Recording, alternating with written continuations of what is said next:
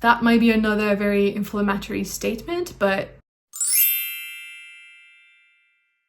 hello everyone and welcome back to my channel. Today we are dipping our toes in dangerous territory with the anti-TBR tag.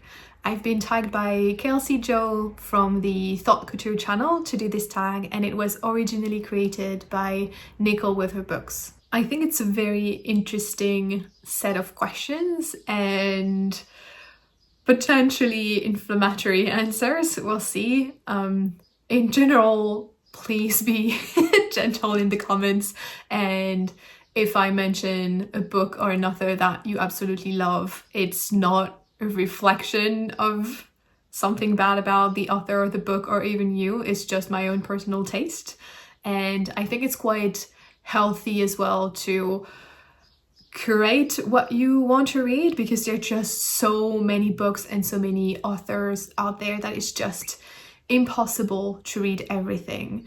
And I think it's also very healthy for everybody to have different tastes and read things that reflect their interest. We don't always have to push ourselves to read things we are not necessarily interested in or drawn to, even if those books are deemed masterpieces or kind of classics that everybody should read.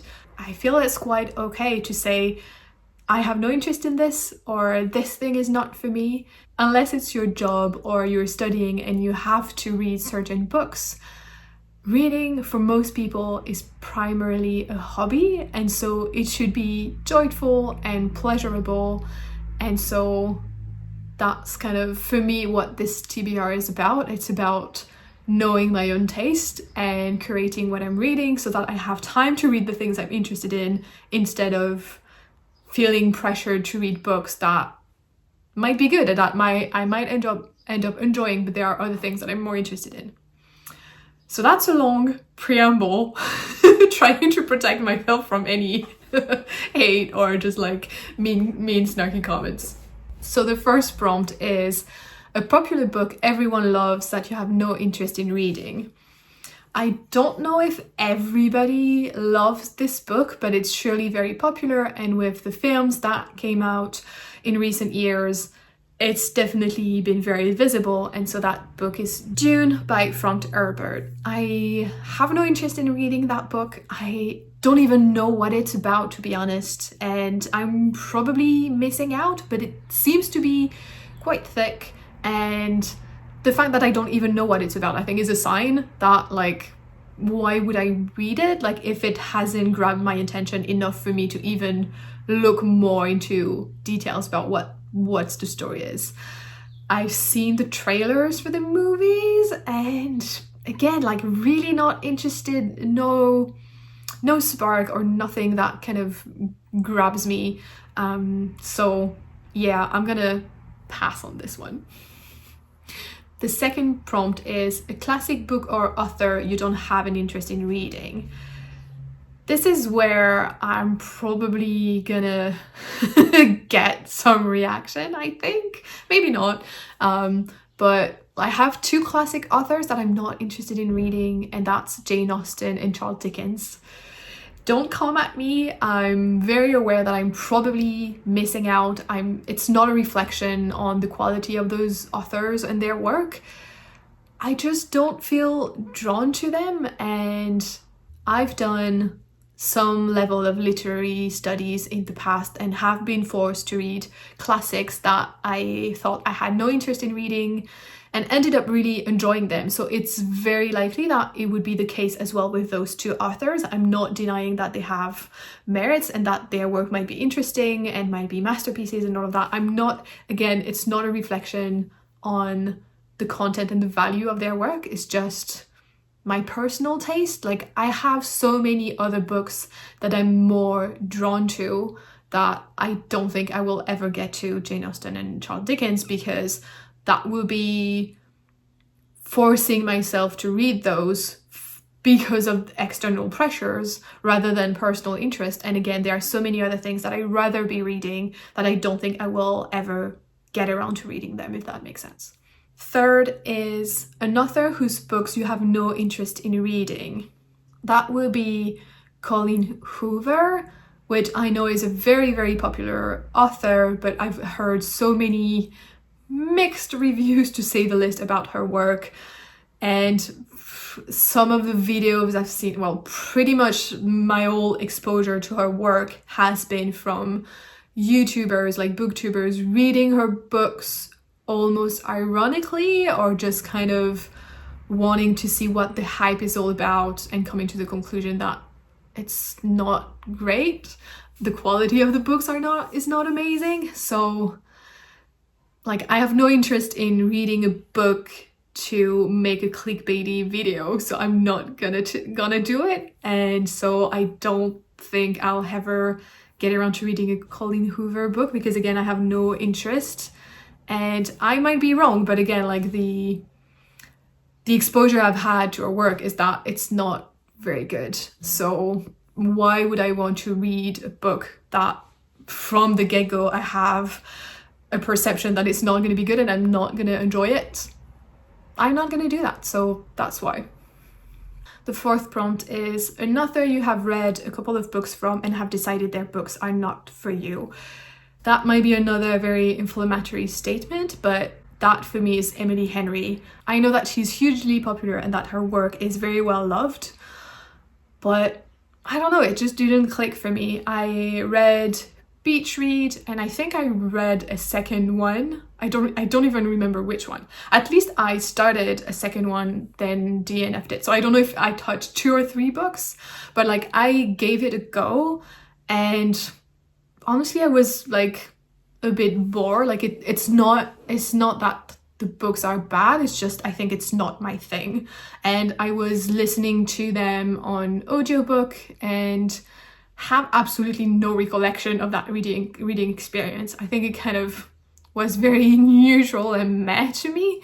I totally respect people who love her work, that's totally fine. I just feel like contemporary romances in general are not really my thing, which is fine. Like, we all have different tastes and different interests. Like, I do enjoy some romance in like fantasy and other genre, but like as a genre in itself, like I've read some romances and it's kind of it can be like a bit of a palate cleanser, or just like a very chill, no pressure read. So I will still pick some up from time to time, but it's not the genre that I gravitate toward the most, and it feels often a little bit predictable, or in some cases a little bit forced.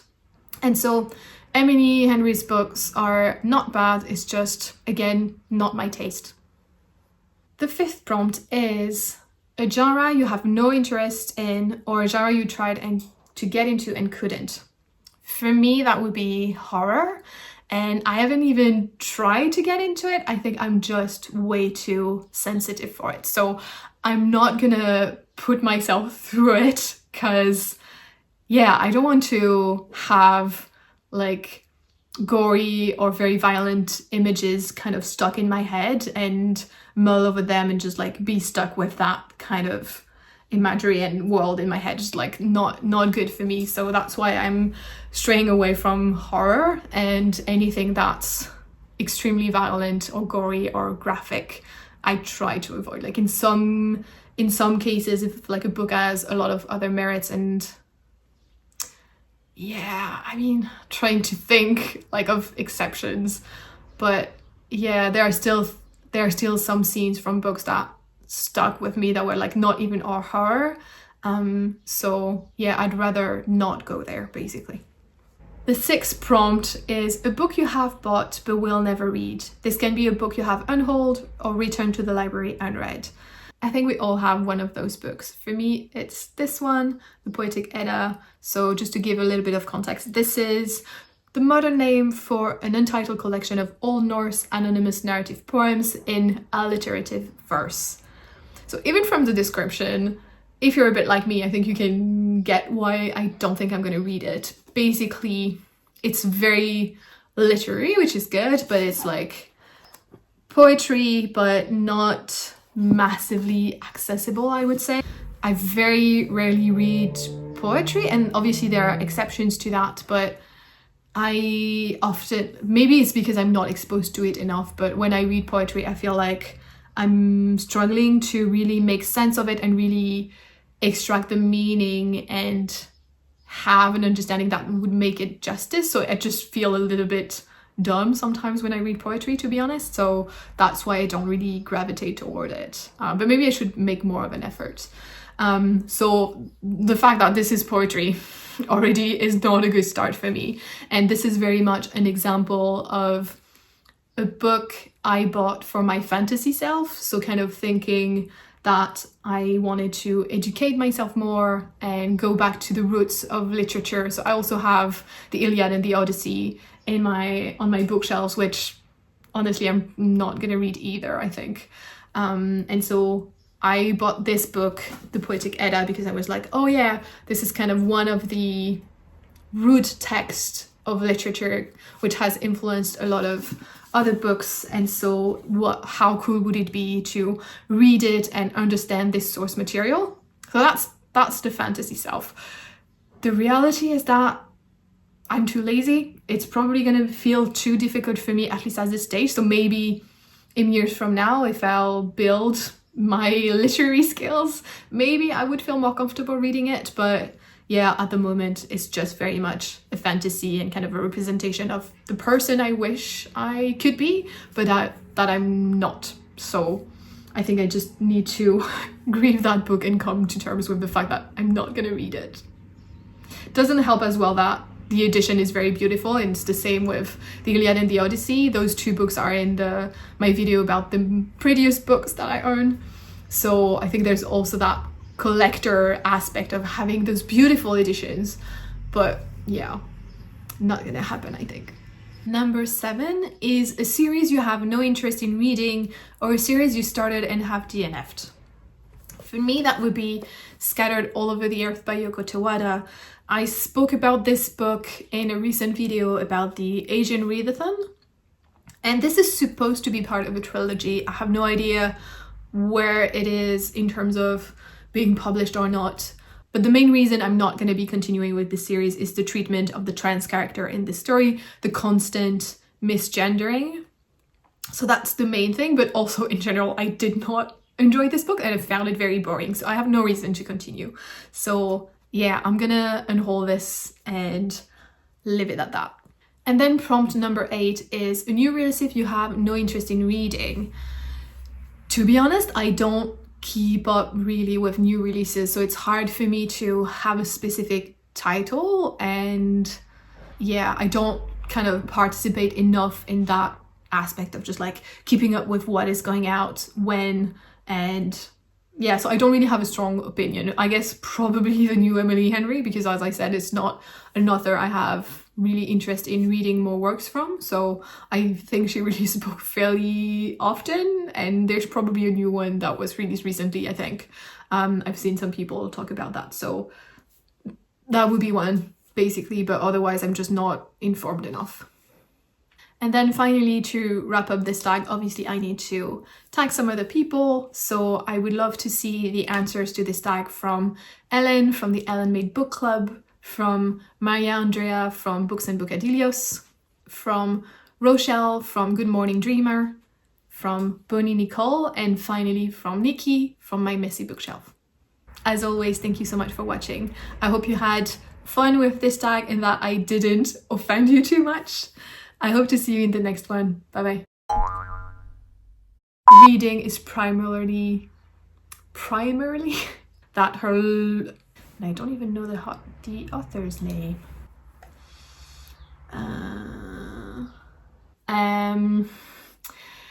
So yeah, I don't tend to read a lot of poetry, very rarely.